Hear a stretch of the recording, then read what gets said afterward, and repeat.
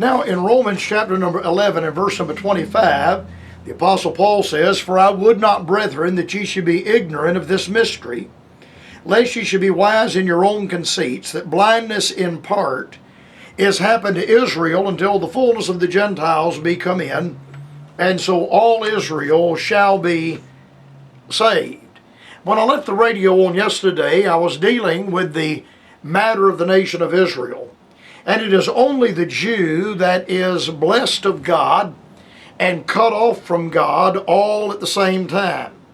It is here that some believers begin to stumble.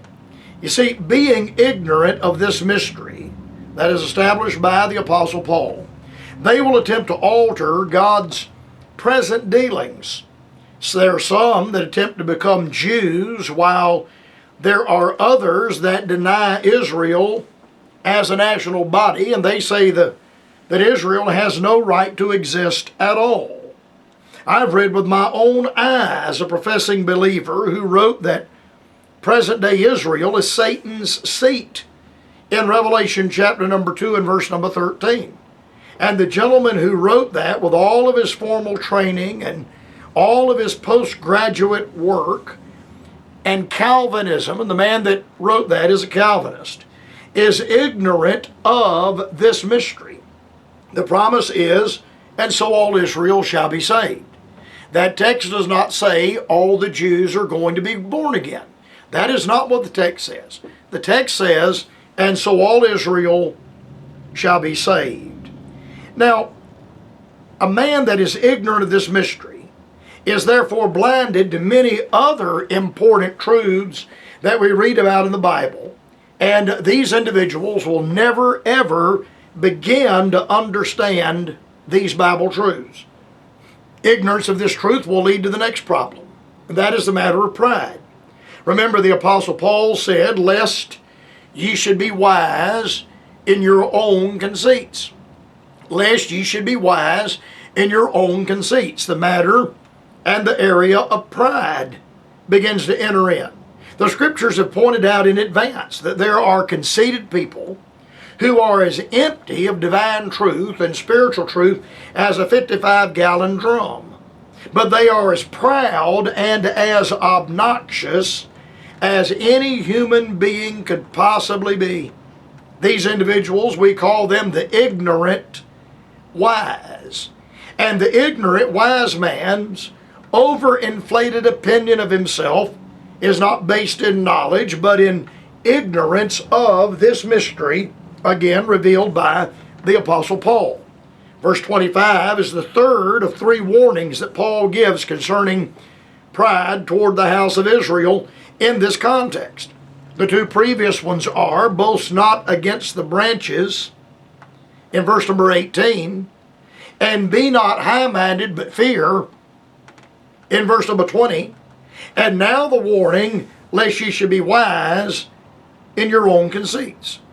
The giving of this warning 3 times precludes that men have that tendency, especially in the ranks of Calvinistic replacement theology, to become filled with pride, to be proud against the Jew. Rome did it best, and Luther and Calvin both brought from Romanism the theory that the church replaces Israel. We call this replacement theology. Therefore, those accepting this false theory believe national Israel has no right to exist. Now, at this point, I think the warning comes clear: be careful, because you are boasting yourself against the natural branches. You are failing to understand that their unbelief has allowed the born-again child of God to stand by faith. Now, the next clause proves my text, that blindness in part is happened, not has happened, is happened to Israel. The wording in the text in the King James is Hebrew with the object of the preposition preceding the verb and the subject. The Jewishness of the text cannot be questioned. And to westernize the clause would make it read Israel is blind in part. But in Hebrew, it would be blindness in part has happened to Israel. When westernized, like many of the modern translations have done, the text begins to suffer from a lack of clarity. It also suffers from uniqueness, seen only in its Eastern framework and the establishment of it in the Hebrew language. There can be no denial that blindness, often called by theologians judicial blindness, is a current condition of Israel. The clause is a statement of fact. It is a declaration of what is. But in the hardship of the text is a ray of hope for the house of Israel. And by extension, there's a ray of hope here for all believers. Blindness in part, not blindness in whole. God has always maintained a remnant. God is in the remnant business. And God has always maintained a remnant of believers, both of Jewish believers, and God has always maintained a remnant of Gentile believers. Now, in every dispensation, since the establishment of the nation of Israel as a national body, we have always had this matter of a remnant. God has always prepared and established and maintained a remnant. You see, God is so full of grace that God can't help but have a remnant. He must extend a ray of hope. Even in the plight of blindness, God extends a ray of hope. And this truth is confirmed by 1 Kings 11 and verse number 39. And I will for this afflict the seed of David, but not forever.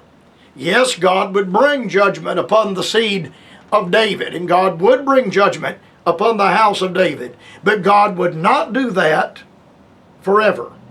The blindness of the text must be seen primarily as spiritual blindness. Again, the theologians call this judicial blindness, although national blindness cannot be eliminated from our understanding. There's no question that Israel is out of God's will presently. There is no question that the nation of Israel is cut off presently. But though they are out of the will of God, and though they are cut off, they are not destroyed. The nation of Israel, though they are cut off, they are certainly not replaced by anyone, including being replaced by the church. They are as certainly a people today as they were while the 10 northern tribes were in Assyrian captivity. They were still a people while in Assyrian captivity or in Babylonian captivity. They certainly were a people at that time for the 2 southern tribes. Although they were blinded and out of God's will when the 10 northern tribes went to Assyria and the 2 southern tribes went to Babylon, according to the text, they were not destroyed. They were not destroyed then, and they are not destroyed now. They will not be destroyed now. And there is a victorious change that is coming to the nation of Israel, to the house of Israel, one day. The nature of God can be witnessed by His offering mercy and grace in the midst of judgment. His faithful watch care over His earthly chosen people can always be witnessed. God instituted the sacrificial system in the dispensation of the law to manifest and to magnify grace. The legal demands of the law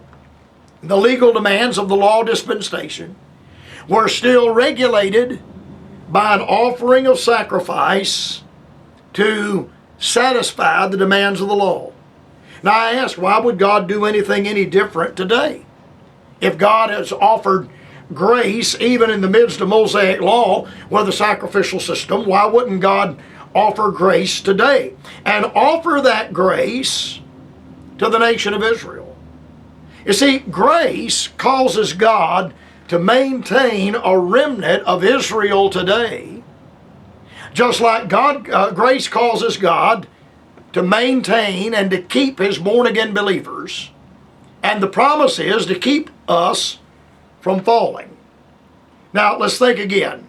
The blindness in part, that is a prepositional phrase. And the prepositional phrase, in part, gives the hopeful prospect of a believing remnant in the midst of national and spiritual blindness. You know, there's nothing new, and as we have seen, this is part of the very nature of God. that God would make available to His people the matter and the offer of divine grace.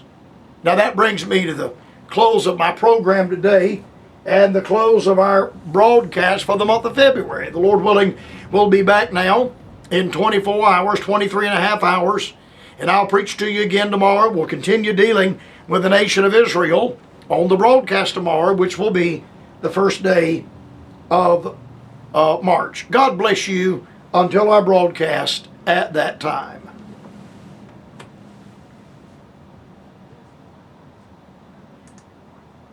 And tomorrow, same time, same station, same gospel.